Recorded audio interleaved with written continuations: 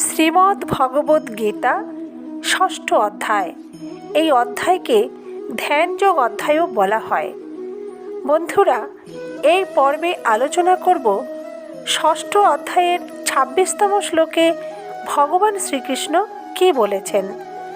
ভগবান শ্রীকৃষ্ণ বলেছেন, ইয়াত ইয়াত নিশ্চরতি মন চঞ্চলম অস্থিরম তত তত নিয়ম্য এতৎ আত্মনিয়েব বশম নয়েত।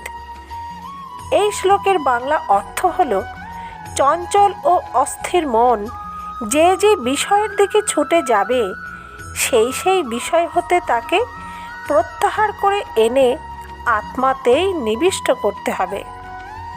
এর ব্যাখ্যায় বলা হয়েছে, ধ্যানযোগ সাধনায় প্রচুর ধৈর্যের প্রয়োজন। বিবেক দ্বারা ধৈর্যসহ মনকে ধীরে ধীরে উপরত করে আত্মবশে আনতে হয়। মন আত্মভাবস্থ হলে আর কোনো কিছুই চিন্তা করতে হয় না। মন সদাই অস্থির ও চঞ্চল, কিছুতেই এটি স্থির থাকতে চায় না, বশে আসতে চায় না। ধ্যানের সময়ে এটি যেন আরও অধিক চঞ্চল হয়ে পড়ে।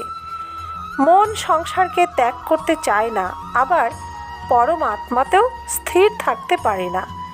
কাম ও ভোগের জন্য, সংসার ও বিষয়ের জন্য নিদ্রালুতা, অতিভোজন, উপবাস, অধিক পরিশ্রম প্রভৃতি বিভিন্ন কারণগুলির জন্য চিত্ত স্থির হতে পারে না। এগুলিই হলো অনর্থের হেতু। এটি নিশ্চিতভাবে জেনে যত্নপূর্বক বিবেক বুদ্ধি দ্বারা এগুলিকে পরিত্যাগ করতে পারলে মনকে বশে আনা সম্ভব। মনকে বশ করার অপর আরেকটি উপায় হল সকলই ব্রহ্ম, এই ধারণাটিকে দৃঢ় করা। দোষ গুণ, ভালো মন্দ প্রভৃতি যেখানে যা কিছু আছে সবই ব্রহ্ম, এই জ্ঞান দৃঢ় হলে চিত্ত কাম ভোগাদি পরিত্যাগ করতে সক্ষম হয়। কল্পিত বস্তু বলে আর কিছু থাকে না। সকলে ব্রহ্মস্বরূপ জ্ঞান হওয়ায় চিত্ত স্থিরভাবে ব্রহ্মে অবস্থান করতে সক্ষম হয়। এরপরও যদি চিত্ত বিক্ষিপ্ত হয় তাহলে আবার এবং বারবার অতি যত্ন সহকারে চিত্তকে ব্রহ্মে নিবিষ্ট করার প্রয়াস চালিয়ে যেতে হয়।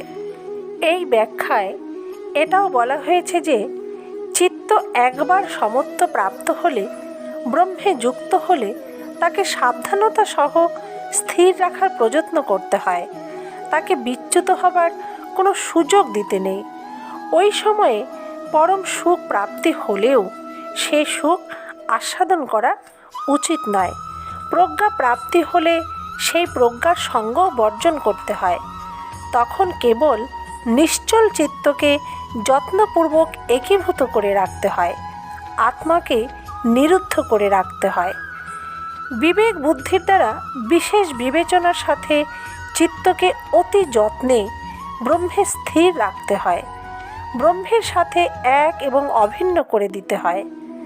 ভগবান শ্রীকৃষ্ণ বলেছেন, সকল বস্তুতেই শুধুমাত্র পরমাত্মাকে দর্শন করলে মনকে পরমাত্মাতে নিবিষ্ট করা সহজ হয়। রাগ দেশ দূর হয়ে যায়। শান্ত চিত্ত তখন পূর্ণভাবে ধ্যানের সহায়ক হয়ে ওঠে। কিন্তু এত কিছুর পরেও যদি কোনো কারণে চিত্ত অস্থির ও চঞ্চল হয়ে পড়ে, যতবার তেমন হবে ততবারই ঐকান্তিক প্রযত্ন সহ চিত্তকে নিরুদ্ধ করতে হবে এবং পরমাত্মাতে নিবিষ্ট করতে হবে। ধন্যবাদ বন্ধুরা, ভালো থাকবেন, সুস্থ থাকবেন। আমার চ্যানেলটিকে ভালো লাগলে অবশ্যই সাবস্ক্রাইব করে আমার পাশে থাকবেন। ভালো লাগলে লাইক, কমেন্ট ও শেয়ার করতে ভুলবেন না যেন। জয় শ্রীকৃষ্ণ।